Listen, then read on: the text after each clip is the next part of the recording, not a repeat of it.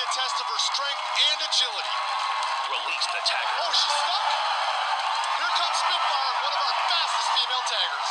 Oh, she is flying over the barrier. There's a little time wasted there. Let's see if Spitfire catches up to her. Interesting roll through the tunnel from Shawnee. She's using the platform. Look at that acceleration. Shawnee's a natural athlete. She's crushing it. I don't think Spitfire's going to catch her. This is going to be huge for Shawnee. She avoided Spitfire and the 5-second penalty. Her and the Boss collide. Boss recovers and gets the tag. That cost Shawnee 5 seconds. Come on, Shawnee, get up there. Push it, let's go.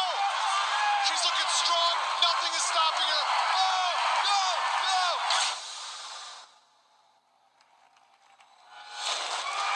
50 seconds. That's one of the fastest women's times we've ever seen on this course. What did you like, Mom? Oh, she is stoked. It's a little dance. I don't know what that's called, but she is hyped. Shawnee certainly brought the speed, determination, and a whole lot of action. What's good, YouTube world? It's Coffee. Back at it with some news, man. Few different topics for y'all, but to lead it off, did y'all see that, man? Chrisean Rock on this Ultimate Tag Show back in 2020, man. JJ Watt on the announcing duties. I remember that show, but I didn't really watch it. I remember flipping through the channels and seeing it on, and I don't know if they canceled it or not, but I'm fucking with that show, yo. Who used to watch that? You think it, like, did you fuck with it? Was it cool? Like, I remember, I miss American Gladiators and all those athletic shows and ish like that, athletic competition, but that's besides the point. What's got everyone tripping is Blueface girl, you know, who's there constantly in the headlines. Like just the other day, Blueface and her were fighting on the streets in Hollywood. Everyone remembers she robbed something from him and I believe stole his car and drove off from that crib they had where they were doing like the reality show, and she had wrote her name in blood on the wall. Like it's been one ratchet ass moment after another with Chrisean Rock. And yo, it's wild too. Y'all heard people call her Bluetooth? That's cold, y'all.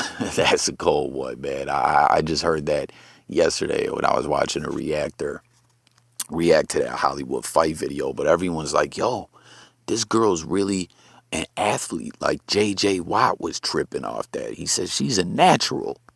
Like for real, she killed it, man. And I don't know, like maybe back in school before she jumped off the porch into the blogosphere, reality star, drama, freak of the week competition world, she was playing some kind of sports. I mean, don't forget Blueface is an athlete as well, or was an athlete, but I don't know. This was just kind of interesting to me, man. I mean, when it comes to them two, like, we know Blueface has had situation after situation, you know, with women, where he's been in the news fighting with women, them fighting with his parents, him kicking in people's door because, like, a neighbor of a girl that he was fucking with because dude told the girl, like, turn the music down or something. Like, he almost got a home invasion over that one. It's just been crazy, but the fans tune into all this ish. You know what I'm saying? Like, Blueface and Chrisean Rock, as much of a train wreck as it seems to be, people are tuning in, but she ain't just some talentless chick. Like, she seems she was really an athlete, man. What do y'all think about this? And you see recently, she let it be known on Twitter that they're official, according to her. Blueface made it official. Next in the news, man, Kanye West, everyone knows, right? It hit the blogosphere. Pete Davidson and Kim K done broke up.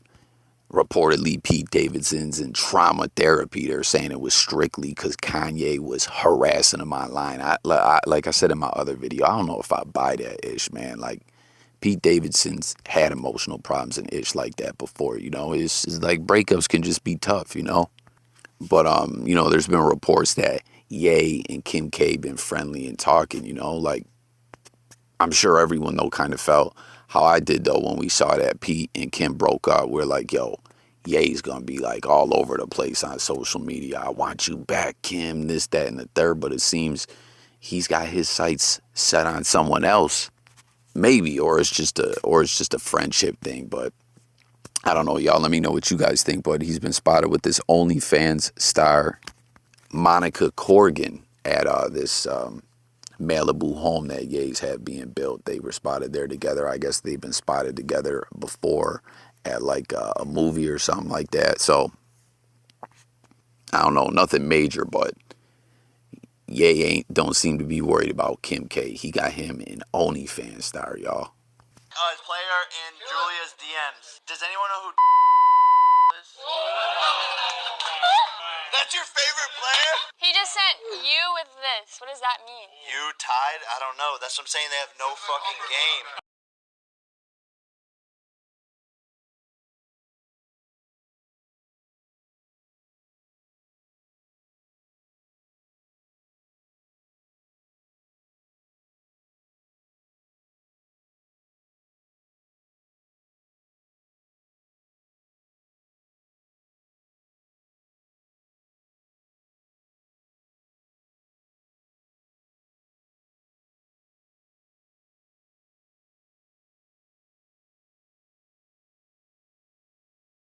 Yo, so how about this? This is hilarious, man. Shout out to the bro Jay Millie, big Niners fan, right?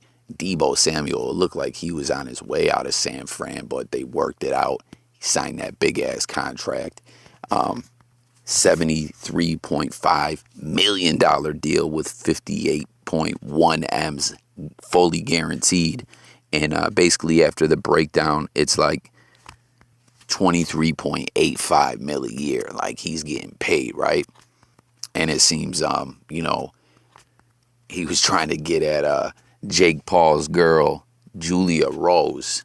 And man, it's like Jake Paul says, "Who does anyone know?" And you know what I'm saying? They censor it out. But we see Deebo Samuel even responded to it. The fans have all been like, "Yo, read the lips, read Jake's lips." He's saying Deebo. And what's crazy is Jake Paul's like, yo, it's funny. He said, "Man, these dudes don't got no game. What does this emoji mean?" But it's like, yo, Jake, you don't know who Deebo Samuel is? I'm surprised. I mean, pretty big football star, but I guess it's safe to say Jake ain't a football fan. I guess he's too busy training for boxing all the time. I don't know, man. Deebo, you got to get out there and get that fight versus Jake Paul, man. Be the guy to beat him. You know what I mean? We done seen Jake Paul ever since the Nate Robinson situation. He's been on a roll. I say, what do you guys think? Would that be the ultimate grudge match, Jake Paul and Deebo? Tap in, comment, let me know. And hell, we know that with with this little clip circulating around or whatever. I mean, it's lighthearted. It's not like it's crazy beef or nothing, but I'm just saying, like, they could really get a bag behind this. And we know Deebo's all about his money. Jake is as well. And it would be a good fight, I think, right? In some other sports, NFL-related news, man, Deion Sanders, primetime, one of the best to ever play the game. You know what I mean? He was like Bo Jackson, playing two sports, Major League Baseball and the NFL. He has made some comments basically saying the NFL Hall of Fame is, I don't want to say becoming a joke, but he feels like there's just letting too many guys in. And he needs a different colored jacket. You know, as we know, the Hall of Fame game was just a week ago, you know, the new inductions for this Hall of Fame class. And, Deion ain't respecting it, man. And he's saying you got to have an upper room or something to separate the higher caliber guys like myself. And he made some comments before that I'm going to share with you guys, with some similar feelings. This was a year ago on the Dan Patrick Show. He said, "Once upon a time, a Hall of Famer was a player who changed the damn game. That's not a Hall of Famer anymore. Every Tom, Dick, and Harry, you're a Hall of Famer. You're a Hall of Famer. You're a Hall of Famer. They let everybody in this thing. It's not exclusive anymore, and I don't like it." And I don't know. Comment, y'all. What do you guys think about that whole statement there? I don't really have too much commentary on it. Y'all know if you guys watch the channel, I'm a big football fan. Hell, I remember my Bills. Andre Reed took him almost like 20 years to get in the damn Hall of Fame, man. And that's what that was. That shifted. When you sold more, it shifted from the streets to they were doing. When you do, look, they just wanted that anyway. Look at the best new artists. 13 million records on the first album. You got to have a double CD and die to go diamond. Tupac, All Eyes on Me. Yeah. Prior to my album coming, Give It to Die Trying, you had to have a double CD and die. Yeah, cause Big too. I think Life After Death. Yeah. Those are the only two albums that sold that many copies. So when you come and you having that much success, you would see. Diana Ross was on the award panel saying, "You don't have to be like this. Like you don't have to be like they're afraid their kids gonna want to be 50 Cent if they acknowledge the material. So they don't give you the trophies. I got the checks. I didn't get the trophies. Like, Jay got all the motherfucking trophies, man. That's because he signed that contract. What contract? The one with Beyonce. Look, no, if you don't sign, you don't give him a trophy, she ain't coming. They need them in the seats. Now, come on. You know, the Beyonce done ran down on you once, Fifth. Come on. She did. Worse, she jumped off the thing, off the ledge. I was like, oh, shit, I didn't really know what to do. And look, it was one of those situations where you was like, whoa. Now, look, if you said it's to Jay, in his face, he'll look at you and go, nah, that happened.